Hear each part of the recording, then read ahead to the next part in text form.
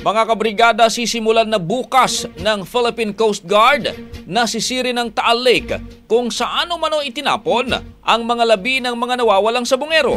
Ngayong araw nagsagawa muna ang PCG ng Technical Site Assessment sa bahagi ng lawa kung saan posibleng matagpuan ang mga labi.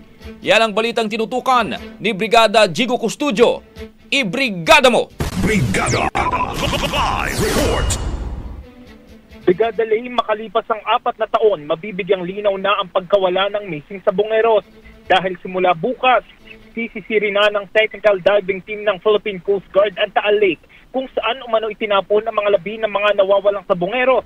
Batay yan sa revelasyon ng lumantad na whistleblower na si Julie Patudongan o mas kilala bilang si alias Totoy. Ayon kay PCG Southern Tagalog District Commodore Jeronimo Tuvilla, nagsimula na ngayong araw ang technical site assessment sa lugar kung saan posibleng matatagpuan ng mga labi ng mga sabongero. We have already seen the area and definitely starting tomorrow we'll be doing the diving.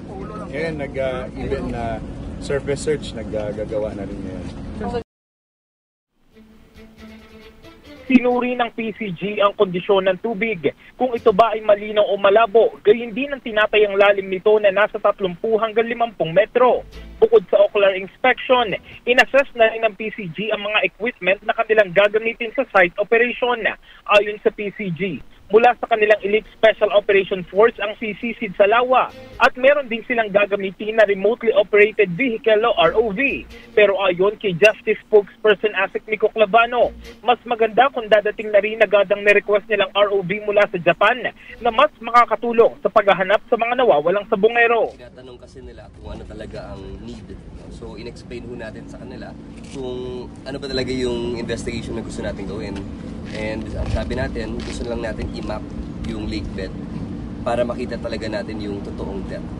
At kung mas specific, tinatanong kasi nila kung ano talaga ang need.